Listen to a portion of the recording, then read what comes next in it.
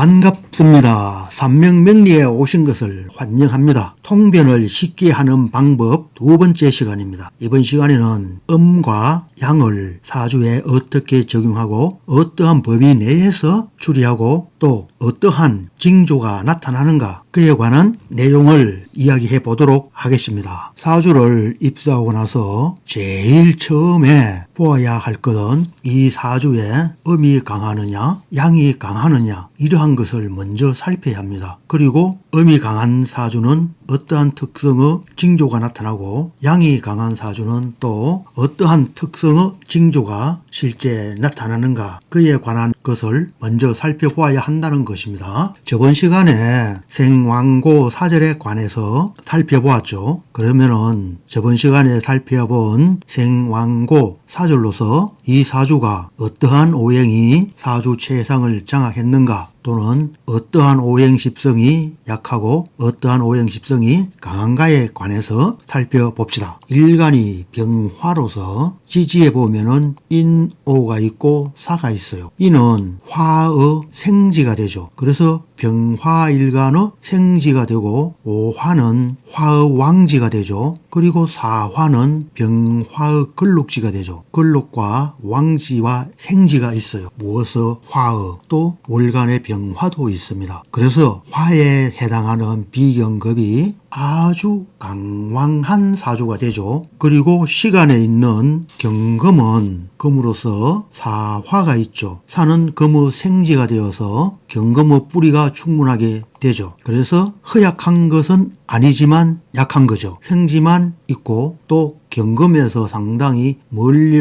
연에 있어서 허약한 것은 아니지만 겨우 뿌리만 되는 그런 강약 왕세라는 것입니다. 그리고 시간에 계수 관성이 있죠. 관성은 지지어 진토 묘고에 뿌리를 내렸어요. 진토는 수어 묘고가 되죠. 진은 수어 묘고가 되는데 진 앞에는 묘가 있죠. 수는 묘에서 사하여 진에서 묘고에 들어가고 사화에서 절되죠. 수어 기운이 완전하게 끊긴다는 것입니다. 그래서 이 진토는 수어 뿌리만 될 뿐입니다. 이 또한 아주 허약한 것은 아니지만 그래도 약합니다. 그러므로 이 사주는 화가 완전하게 사주 최상을 장악했죠. 그리고 인성목은 인목이 있고 진중의 을목이 있죠. 그래서 이 또한 강하다고 할 수는 없고 약합니다. 목의 걸록지가 있고 목의 고지가 있죠. 그래서 경금이나 개수보다는 더 강하죠. 그렇지만 인오합이 있고 화가 강왕해서 목이 쉽게 분소될 수 있는 그러한 형상이라고 할 수가 있겠습니다. 이렇게 되는데 그러면은 여기서 조금 전에도 이야기했지만 화가 사주 최상을 장악했고 그리고 수는 개수가 진토에 뿌리를 내렸을 뿐이에요. 그래서 음과 양의 대비해서 양이 사주를 완전하게 장악한 사주라고 할 수가 있겠어요. 목과 화는 양이 되고 금과 수는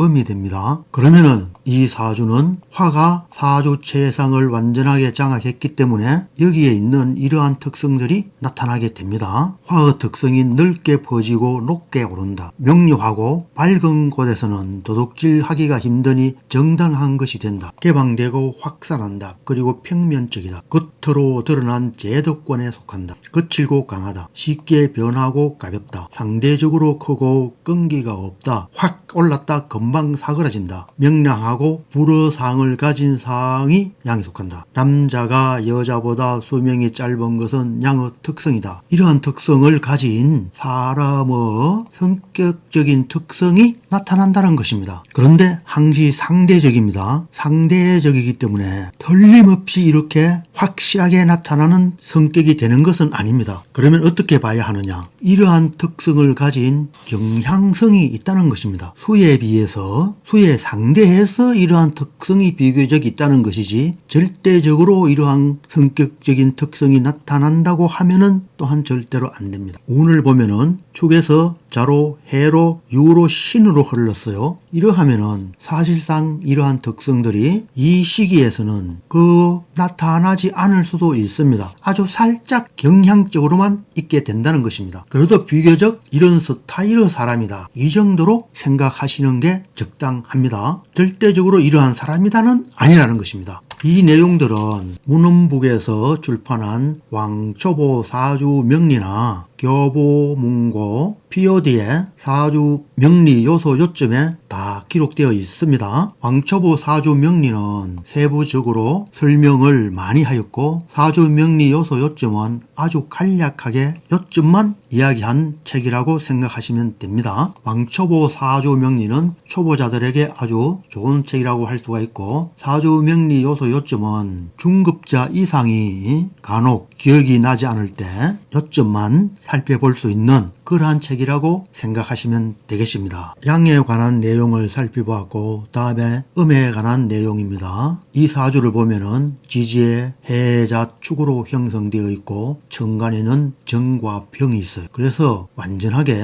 음이 강한 그런 사주라고 할 수가 있겠습니다. 천간에 딸랑 있는 것은 힘이 없는 거예요. 지지에 뿌리가 없으면은 천간에 있는 것은 그 힘이 없다고 보면 됩니다. 지지는 육체가 되고 천간은 영혼이 되는데, 지지에 뿌리를 내리지 못하면은 영혼만 있기 때문에 허약한 거죠. 쓸모가 없는 거죠. 물론 절대적인 이야기는 아니지만 비교적 그렇다고 생각하고 그러한 경향이라고 생각하시면 되는 것입니다. 이렇게 수가 강한 사주의 특성은 어떠한 스타일이 그 사람에게 묻어 있나 하면은 이면이고 제도권이 아닌 비제도권에 속하는 그런 감, 그리고 정당하지 못한 사도가 된다. 그러니까 양이 강한 사람들은 자기의 어떤 내면적인 면을 많이 드러내지만, 음이 강한 사주는 자기의 어떤 내면적인 이야기를 잘 하지 않는다는 것입니다. 그리고 낮고 은섭하고 구석진 곳이다. 점적이다. 화는 이렇게 사방으로 퍼지는 것이지만 음은 퍼져 있는 것이 이렇게 모이는 것입니다. 그래서 점인 거죠. 점이 되는 것입니다. 움츠리고 수축하여 감추어지고 낮은 곳을 지향한다. 부드럽다. 약하다. 상대적으로 작고 상대적으로 끈기가 있다. 작고 끈기가 있다는 겁니다. 그래서 남자보다는 여자가 수명이 더 긴 이유도 상대적으로 끈기가 있기 때문에 그런 겁니다. 우울하고 물어상을 가진 상이 음에 속한다. 서늘하고 춥다. 실제 수가 많은 사주는 추위를 많이 탄다고도 할 수가 있습니다. 양을 이야기할 때 이야기했지만 이러한 특성은 그 스타일이라는 이야기지 절대적인 것은 절대 아닙니다. 상대적으로 계열을 분열할 때 이러한 특성에 속하는 계열이라는 것이지 절대적으로 이러한 사람이라는 것은 절대로 아닙니다. 만약에 사주에서 화가 들어오면은 이러한 특성이 거의 없어지고 중용에 가까운 그런 성격적인 특성도 나타나게 되는 것입니다. 그러니까 음이 많은 사람은 이렇게 사람이